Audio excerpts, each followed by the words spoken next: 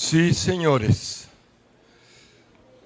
Regresaremos al calor de la zona sur de Costa Rica el día de hoy.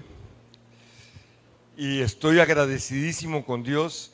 Hermanos, ustedes no saben las vicisitudes que he pasado para traerle la enseñanza anterior y esta. Porque por un error técnico había botado esas enseñanzas, las boté de la computadora y tuve que rehacerlas. Eso que ustedes vieron en la primera enseñanza, tuve que rearmarla porque no la tenía. Y había preferido no decirles porque la verdad es que Dios sabe lo que cuesta, lo que me había costado hacerlo, y por un error humano lo había metido en un folder que no correspondía. Boté el folder, la computadora me preguntó, ¿sabe que lo está borrando de todas partes? Y yo le dije que sí, bórrelo. Y lo borró. Pero anoche lo reconstruí. Hoy vamos a hablar del Apocalipsis de Ezequiel. No hay ningún lugar, ninguna parte en donde usted encuentre lo que es Apocalipsis de Ezequiel. Pero lo que voy a hacer hoy es una relación entre lo que pasó antes del cautiverio del pueblo hebreo, que iba a ser llevado cautivo por Nabucodonosor en cautiverio doloroso, pero por causa de que ellos mismos habían entrado en un nivel de idolatría tremendo, similar a lo que pasa en el libro de Apocalipsis, donde por causa de haber rechazado a Jesús como Señor y Salvador, un pueblo sufrirá la ira de Dios. Y hoy yo quiero señalarles algo, porque siempre se nos predica de que Dios es amor y pocas veces se nos enseña acerca de la ira de Dios. Muy pocas veces. Yo les voy a hablar hoy de la ira de Dios.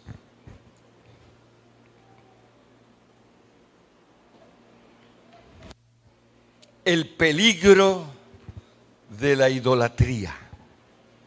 Hermanos amados, nosotros nos hemos acostumbrado a que nuestros pueblos celebran las fiestas patronales. Y entonces hay gente que va, que viene. Aquí hay unas fiestas patronales que tienen santos de santos de santos de santos y ningún santo. Por allá ¿a dónde, pastor? Allá en donde los testigos de Jehová. ¿Lo qué? ¿A dónde? En Atalaya. En Atalaya la gente va, hacen peregrinaciones, hermanos, y a nosotros nos duele ver, hasta acusar a la gente y decirle, mire, eso es idolatría.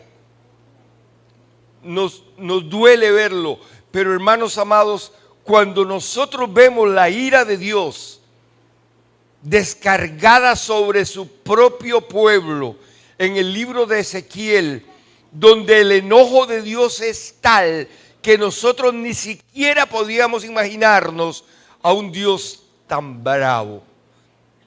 Éxodo 25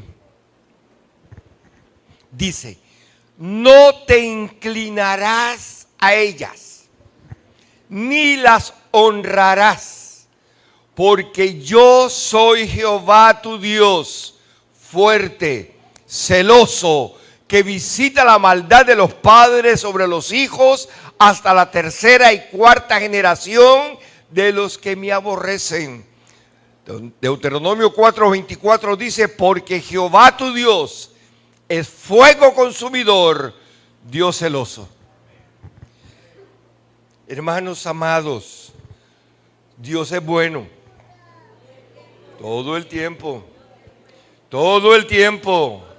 Dios es bueno, pero cuando se terminó el tiempo, la ira de Dios vendrá sobre los hijos de desobediencia. Y la Biblia respalda tremendamente una de las características más fuertes de la justicia en Dios, que es la ira de Dios. La ira de Dios contra un pueblo idólatra. Vamos a la que sigue, hermano. La ira de Dios se descarga sobre su pueblo a causa de la idolatría. Ezequiel 6:6. Ezequiel 6:6 dice: donde quiera que habitéis, serán desiertas las ciudades. Pongan atención, presten atención al enojo que Dios tiene. Y los lugares altos serán asolados, para que sean asolados y se hagan desiertos vuestros altares. Y vuestros ídolos serán quebrados y acabarán. Vuestras imágenes del sol serán destruidos y vuestras obras serán deshechas. Hermanos amados, con Dios no se juega. Y cuando nosotros hablamos de idolatría, nosotros podemos pensar en ídolos hechos de manos. Pero hermanos, aquí dice: no te inclinarás. Hermanos, cuando nosotros hablamos de rendirle más pleitesía a una cosa que a Dios, estamos sustituyendo a Dios idolátricamente. Y hay que tener sumo cuidado, porque si alguien no tolera, yo esto lo he dicho muchas veces, hermanos, Dios te puede perdonar cualquier pecado que esté dentro de tu cuerpo, pero que lo sustituyas a Él es un pecado terrible. Algunos me dijeron, una vez posteé algo de esto en internet, y alguien me dijo: hermano, es que la Biblia dice que el peor pecado que hay es blasfemar contra el Espíritu Santo. Sí, pero eso te afecta directamente. Pero que afecte a Dios es que lo sustituyas por algo. Y si sustituyes a Dios por algo, ese algo por el que estás sustituyendo a Dios va a ser la causa de tu castigo. No se vale idolatrar a nada. Absolutamente a nada. Y es que nos volvemos ciegos, hermanos. Nos volvemos ciegos ante la idolatría, porque algunos dicen: es que no estamos idolatrando, estamos honrando. Si te inclinas delante de Él, estás sustituyendo a Dios. Eso no es honra. No es lo mismo. Que la foto del abuelo, la foto de la abuela, la foto de la mamá. No, eso no es idolátrico. Ese respeto que se tiene a la familia no es idolátrico. Pero cuando es alguien a quien no conocemos, que alguien inventó, o creamos nuestros propios ídolos, creamos nuestros propios ídolos, que no tienen necesariamente que ser muñecos. Pueden ser personas que idolatramos. Pueden ser hijos, hijas, esposo, esposa, mamá, papá. Los idolatramos, los llevamos al nivel que sustituyen a Dios en nuestra vida. Ese tipo de idolatría genera la ira de Dios. Hermano, no es fácil. Nosotros entendemos de la misericordia de Dios, que Dios es un Dios muy misericordioso. Nosotros entendemos el amor de Dios, que Dios es todo amor. Nosotros entendemos la omnipresencia de Dios. Entendemos la omnipotencia de Dios. Entendemos la omnisciencia de Dios. Pero jamás nos será fácil entender la ira de Dios. Hemos desconectado a Dios, pero la única forma de ser justo y de aplicar justicia es a través de su ira. ¿Por qué? Porque la mayor deshonra que la criatura le hace a su creador es despreciar al Salvador provisto por Él para que usted y yo alcancemos misericordia. Es lo más terrible. Vamos a la que sigue, hermano. Ezequiel 35:4. Vean, observen la ira de Dios. A tus ciudades asolaré, y tú serás asolado, y sabrás que yo soy Jehová. No te lo está haciendo más nadie, es Dios. No se lo está haciendo a usted una persona, un ser humano, un sistema, es Dios. En Ezequiel 36:33 la Biblia dice: así ha dicho Jehová el Señor, el día que os limpie de todas vuestras iniquidades. Hermanos, equidad es ser equilibrado, iniquidad es perder el equilibrio. Cuando habla de iniquidades, son maldades, son cosas que el hombre ha perdido el equilibrio. Haré también que sean habitadas las ciudades y las ruinas reedificadas. Dios anhela restaurarle la vida, restaurarnos la vida. Dios anhela que nosotros le demos la oportunidad a Él de cambiar nuestra vida. Eso no es religión, eso no es religioso, eso es relación del hombre y Dios. Eso es lo que Dios está buscando de nosotros, una intimidad, una relación. Porque, hermano, algunas personas creen que los grupos religiosos te van a salvar. Usted no va al cielo por ser evangélico. No va al cielo por ser evangélico. Usted no va al cielo por ser católico, ni por ser mormón, ni testigo de yo no sé quién. Usted va al cielo solo por la obra de Cristo en el Calvario. Si Él es el Señor de su vida, si usted no ha sustituido la gloria poderosa de Dios en su vida y le ha dado a Él el lugar que a Él le corresponde, Dios te levantará.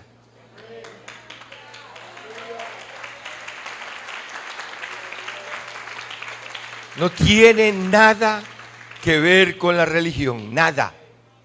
No es religioso, no es una estructura. Hermanos, ¿por qué vas al cielo? ¿Porque vienes al culto? ¿Porque vas a una iglesia? No, Señor, porque Cristo es Señor de tu corazón. Solo por eso logras ir al cielo, no por una estructura religiosa, porque ninguna religión salva. Cuando nosotros caemos en la idolatría, cuando sustituimos a Dios por algo, podemos convertir la estructura religiosa en nuestro propio ídolo. Nosotros no tenemos ningún tipo de ídolos. La figura de nuestro corazón solo puede ser llenada por Cristo. No puede ser llenada por ninguna figura. No puede ser llenada por ninguna persona. No puede ser llenada por nada. Solo Cristo cabe ahí.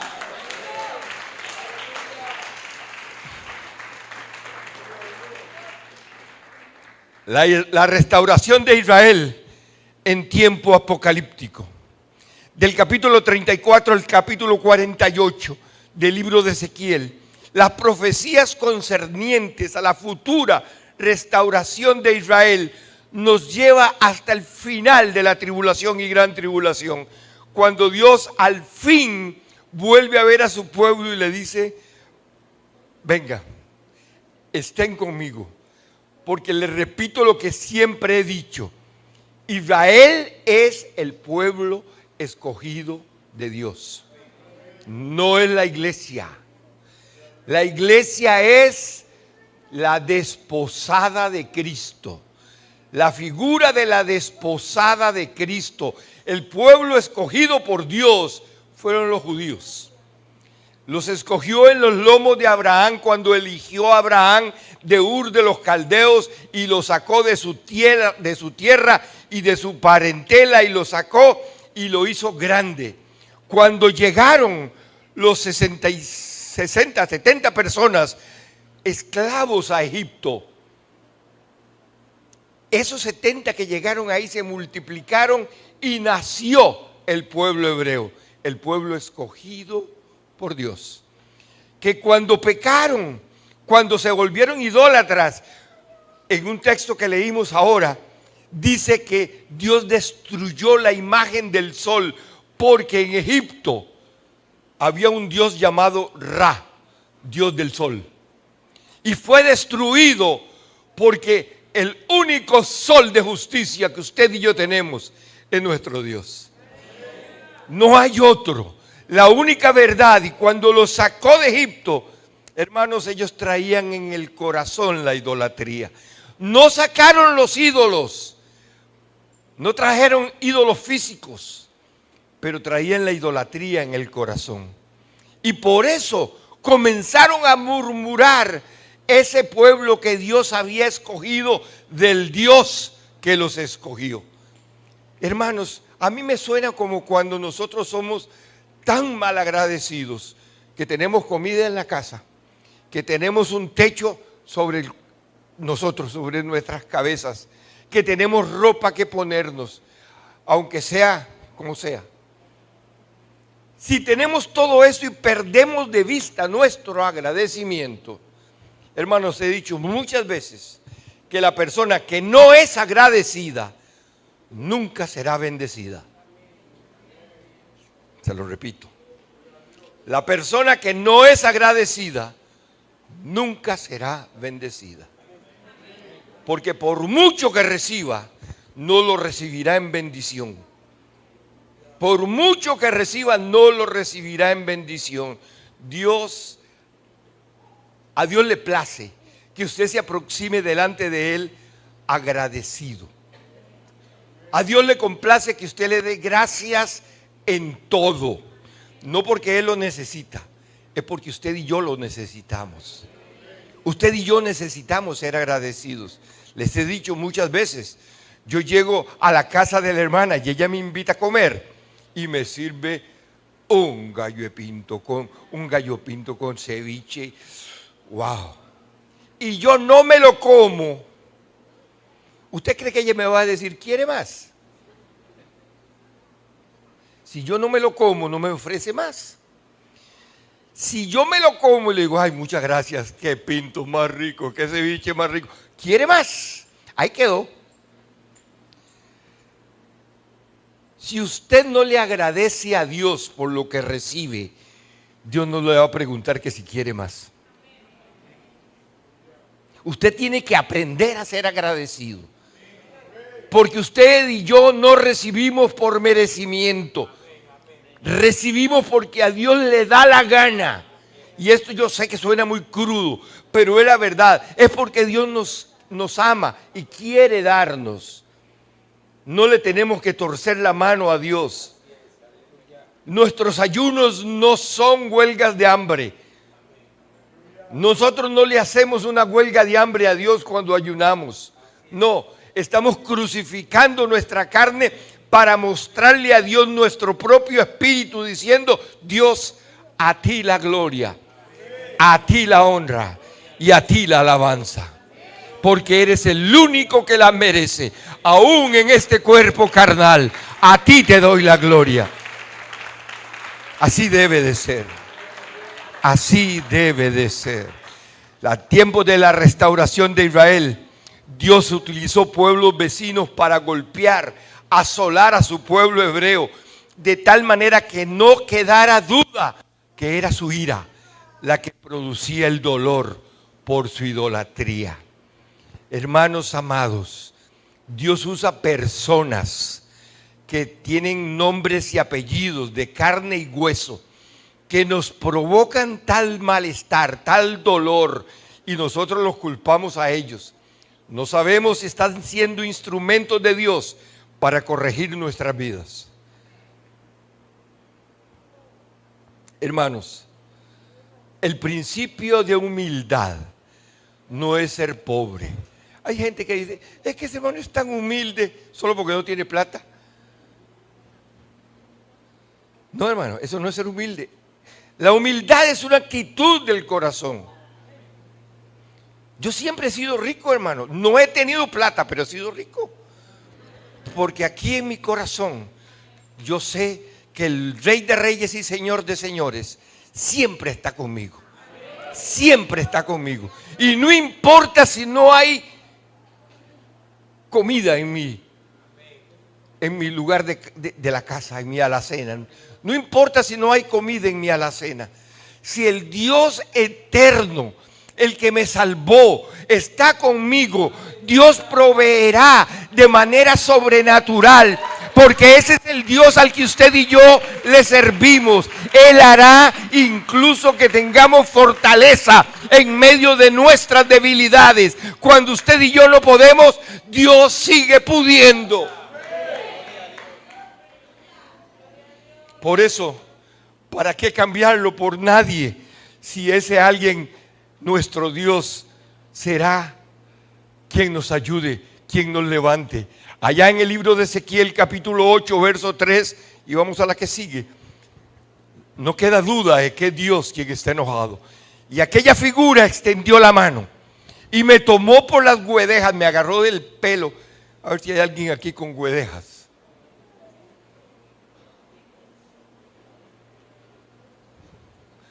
No hay nadie con guedejas aquí. No veo a nadie con guedejas. Son esas tiras que se hacen así, unas trencitas que se hacen así. Unas trenzas, sí. Oigan lo que Dios hizo. Oigan. Y aquella figura extendió la mano y me tomó por las guedejas de mi cabeza. Y el Espíritu me alzó entre el cielo y la tierra y me llevó en visiones de Dios a Jerusalén, a la entrada de la puerta de adentro que mira hacia el norte, donde estaba la habitación de la imagen del celo, la que provoca a celos. Dios lo levantó y lo llevó y lo puso en Jerusalén frente a un lugar donde practicaban la idolatría. Y le dijo, mira, eso que está ahí es lo que me provoca celos. Porque me están sustituyendo por algo o por alguien que no les da nada. Yo les doy todo, los guardo, los cuido, los protejo, los sano, les proveo y me rechazan. Por eso el enojo de Dios en Apocalipsis, por eso los 21 juicios de Apocalipsis, 7 sellos, 7 trompetas, 7 copas de ira, 21 juicios de Apocalipsis de Dios contra los hijos de desobediencia. ¿Por qué? Porque están cambiando al Dios proveedor por algo o por alguien, quitando a Jesús del medio y poniéndole a Jesús muletas. Dios no tolera eso.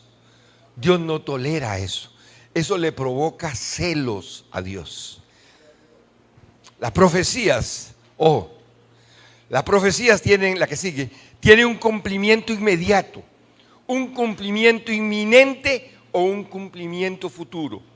Las profecías, diga conmigo, tienen un cumplimiento inmediato, tiene un cumplimiento inminente y tiene un cumplimiento futuro.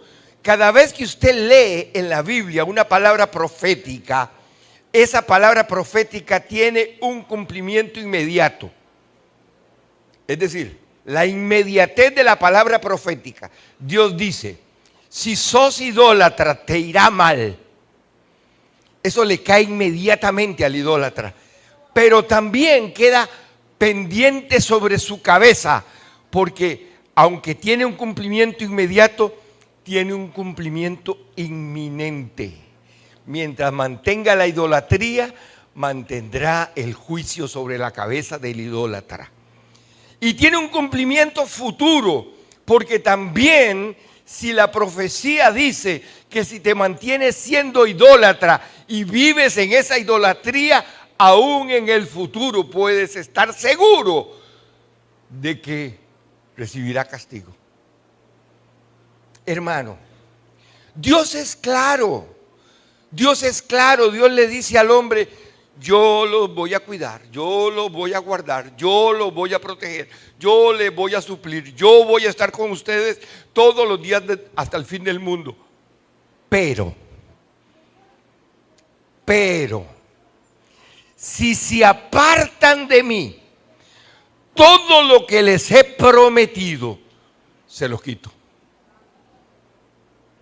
Todo lo que yo les he dicho que preparé para ustedes, no se los doy. ¿Es decisión de Dios perder eso? No, es decisión tuya y mía. Somos nosotros los que decidimos si no queremos recibir aquello que Dios preparó para nosotros, para nuestras vidas. La ira de Dios desatada por la idolatría de Israel es la misma ira que se refleja en Apocalipsis sobre los hijos de desobediencia. La plenitud de la ira de Dios a través de los 21 juicios y la futura restauración de Israel. Él es el mismo, de ayer, de hoy y por los siglos. Él no cambia, no hay sombra de variación.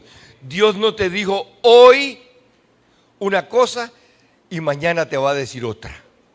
Usted puede estar seguro que si salió de la boca de Dios, se va a cumplir. Porque Dios es un Dios cumplidor de promesas. La ira de Dios, seguimos. Ezequiel descubre la razón justiciera de la ira de Dios contra su propio pueblo, desobediente, idólatra, sincrético. La palabra sincrético significa con un revoltijo de religiones.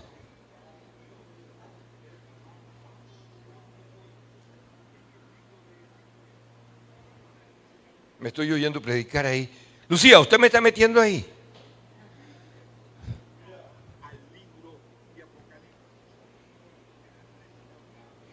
Mezclando la adoración del Dios verdadera con la tenencia de ídolos. ¿Qué es esto? ¿Por qué me estoy oyendo yo aquí?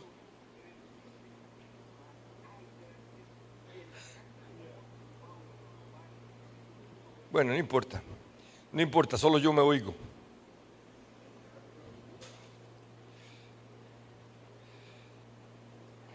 Ezequiel descubre el corazón justiciero de Dios. La ira de Dios contra su propio pueblo desobediente, idólatra, sincrético, mezclando la adoración al Dios verdadero con tenencia de ídolos. Hermanos amados, hay un dicho por ahí que la gente dice que el que reza y peca empata.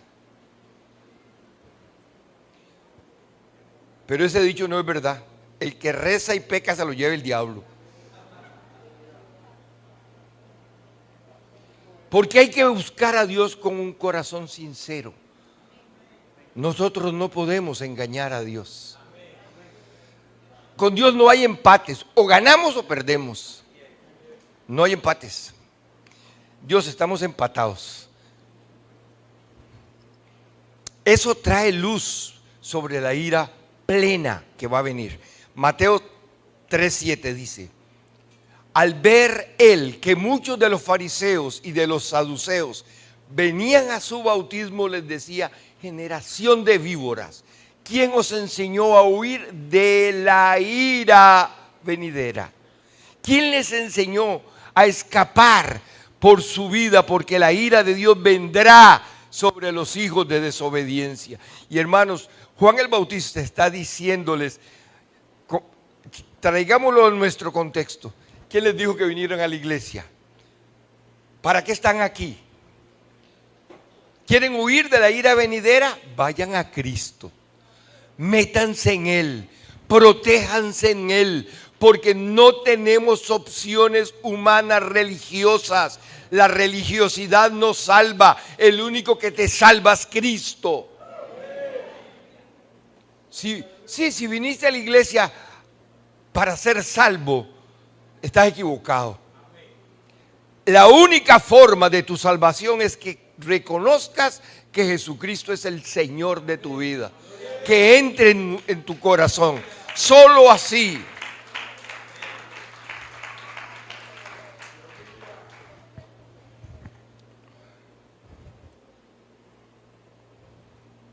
Bien. Israel, Israel. Cambiemos. Lucas 21:23 dice la Biblia: mas hay de las que están encintas y de las que críen en aquellos días, porque habrá gran calamidad en la tierra e ira sobre este pueblo. Dios le está diciendo a los hebreos, hermanos, eso no tiene que ver con las hermanas embarazadas en el rapto de la iglesia, no, eso tiene que ver de la huida del pueblo hebreo cuando es perseguida por el anticristo, porque las puertas de Jerusalén tienen tamaños determinados y hay de las que están embarazadas, porque esas puertecitas diminutas que se conocen como el ojo de una aguja, por donde solo pasa un camello, las que están embarazadas no van a pasar por ahí, no caben. Por eso dice que hay de las que estén encinta en aquellos días. ¿En cuáles días? Ustedes y yo estamos en el cielo, no se preocupen por eso. No se preocupen por eso, estamos en el cielo. Eso tiene que ver directamente con el pueblo hebreo. Pero por tu dureza y por tu corazón no arrepentido, atesoras para ti mismo ira para el día de la ira y de la revelación del justo juicio de Dios. ¿Se dan cuenta que la Biblia dice justo juicio de Dios? En relación con la ira, el justo juicio de Dios es lo que da equilibrio. Hermanos, bueno, aquí hay mucha gente que no me ha escuchado contar esto. Se lo voy a volver a contar. En un pueblo hay un juez que no le permite a nadie, es un juez durísimo, no le permite a nadie. Yo no sé por qué, ¿de dónde estás cogiendo esa voz? Me estoy predicando solo aquí. Ok. Era un juez durísimo, durísimo. Pero resulta que hay un ladroncito ahí en ese pueblo, maldoso, malo como él solo, robaba, se metía en las casas y se lo llevaban al juez, iba a juicio y siempre el juez lo dejaba libre. Lo dejaba libre. Un día se salió y violó a una muchacha, lo trajeron al juez, el juez lo regañó, lo amonestó y lo dejó libre. Un día se metió a tu casa y se robó todo lo que había de valor en tu casa. Se lo llevaron al juez porque sabían que era él. Lo encontraron con las cosas que te había robado. Se llegó donde el juez lo agarró y lo regañó y lo dejó libre. ¿Cómo se siente usted? No es justo, ¿verdad? No es justo. No es justo que haga eso el juez. Porque para eso es juez. ¿Qué se supone que debe de hacer? Aplicarle un castigo. Y entonces el juez es malo porque castigó a ese muchacho. No es malo. Es justo. Dios es justo. Después descubrieron por qué el juez dejaba libre al muchacho. Es que era su hijo. Con razón robaba y lo dejaba libre. Violaba y lo dejaba libre. Volvía a robar y lo dejaba libre. Dios es un Dios justo. Y aunque te ama mucho, si tiene que pegarnos un coscorroncito, nos lo va a dar. Porque Dios es justo. Y la ira de Dios no significa un enojo desmedido. Significa la proporción correcta del enojo justo para cumplir su propósito en nosotros. Vamos a la que sigue, hermana.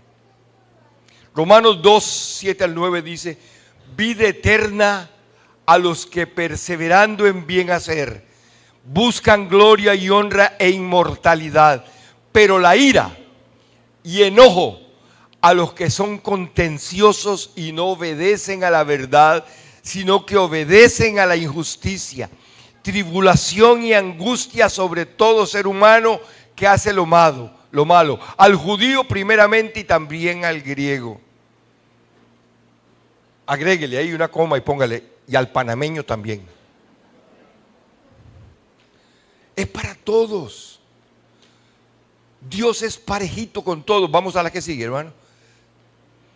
Efesios 6 dice: nadie os engañe con palabras vanas, porque por estas cosas viene la ira ¿de quién? De Dios sobre los hijos de desobediencia, no sobre la iglesia. Esa ira de Dios no está preparada para la iglesia, está preparada para los hijos de desobediencia. Colosenses 3:6 dice: cosas por las cuales la ira de Dios viene sobre los hijos de desobediencia, no sobre la iglesia, sobre los hijos de desobediencia. Primera Tesalonicenses 1:10 dice: y esperar de los cielos a su Hijo, al cual resucitó de los muertos, a Jesús, quien nos libra de la ira, no en la ira, de la ira venidera. Ustedes y yo no entraremos en la etapa de la ira de Dios. La que sigue, hermano. Primera Tesalonicenses 5:9, porque no nos ha puesto Dios para ira. Ojo, vean ustedes las veces que dice: no nos ha puesto Dios para ira. La ira de Dios no es para la iglesia, sino para alcanzar salvación por medio de nuestro Señor Jesucristo. Apocalipsis 6:16 dice: y decían a los montes y a las peñas: caed sobre nosotros y escondednos del rostro de aquel que está sentado en el trono y de la ira del Cordero. Nosotros no estamos acostumbrados a hablar del enojo de Dios.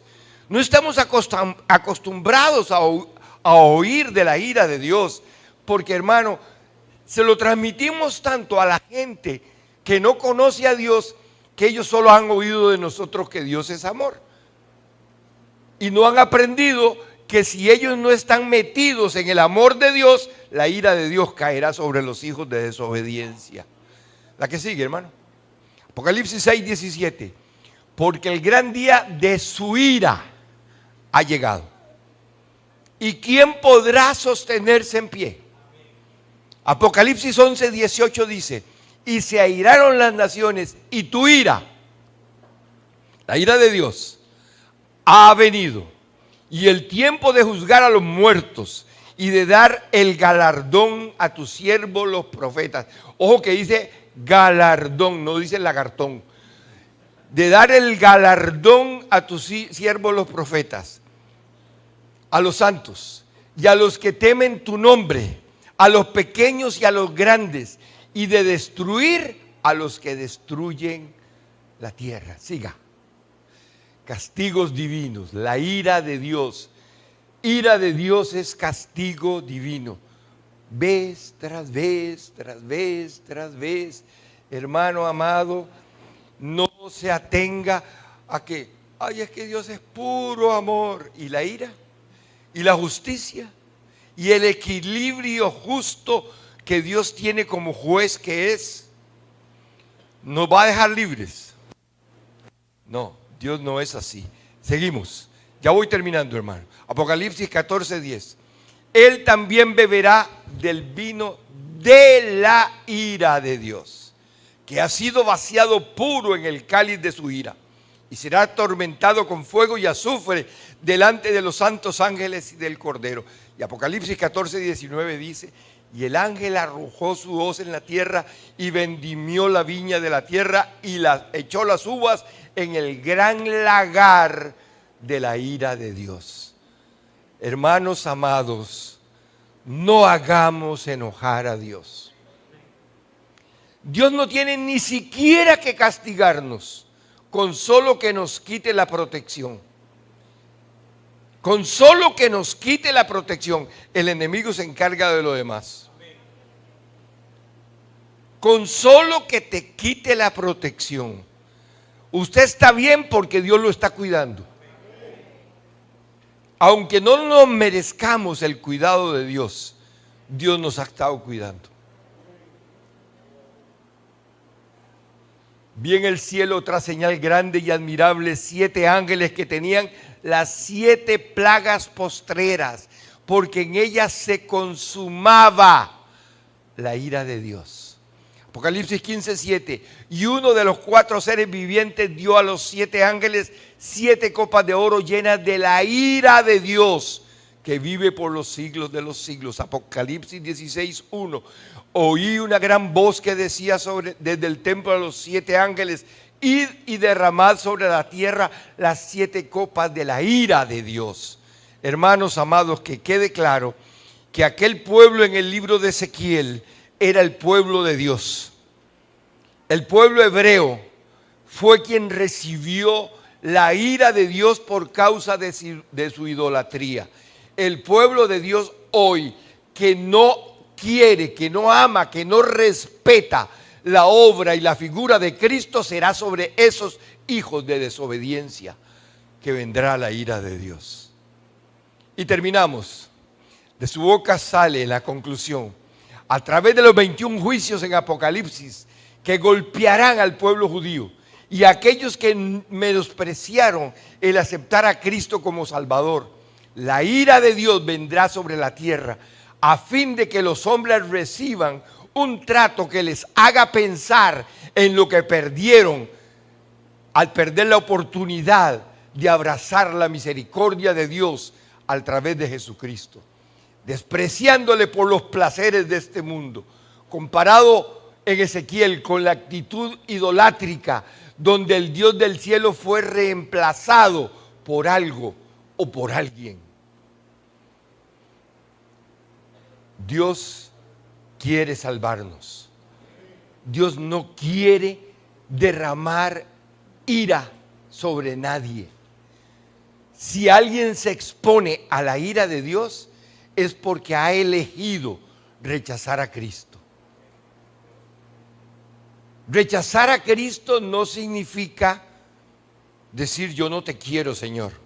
No, hay gente que con su boca dice yo te quiero, yo te amo, pero viven como si Dios no existiera, como si no lo quisieran.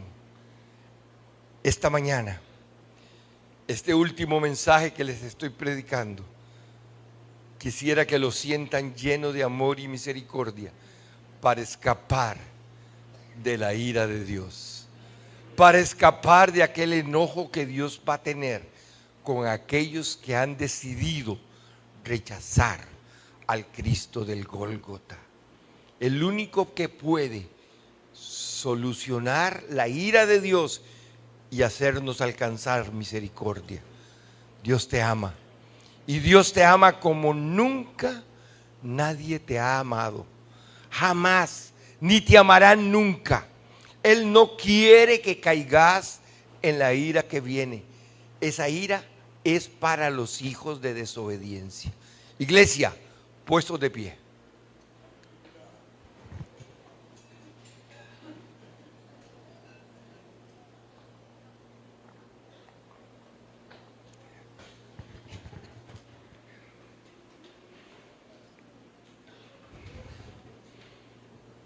Mis amados hermanos, aquí yo estoy terminando. Ya me voy. Pero no quisiera irme si hay alguien aquí que no va para el cielo. Si hay alguien aquí que no ha escapado todavía de la ira de Dios. Si aquí hay alguien todavía que tiene tanto orgullo en su corazón, que piensa que no necesita a Dios, que ya tiene una religión, que ya tiene una estructura religiosa, que cree que va al cielo porque es evangélico. No, señores. Si Cristo no es Señor absoluto de tu vida, no eres salvo. Por eso yo quiero hacer una oración y le voy a pedir, iglesia, a toda la iglesia, sírvase levantar sus manos al cielo. Levante las manos al cielo. Y ahora, repita conmigo esta oración. Señor Jesús, toda la iglesia, Señor Jesús, estoy delante de tu presencia porque sé que soy pecador, que te necesito, Señor, que sin tu ayuda no puedo salvarme.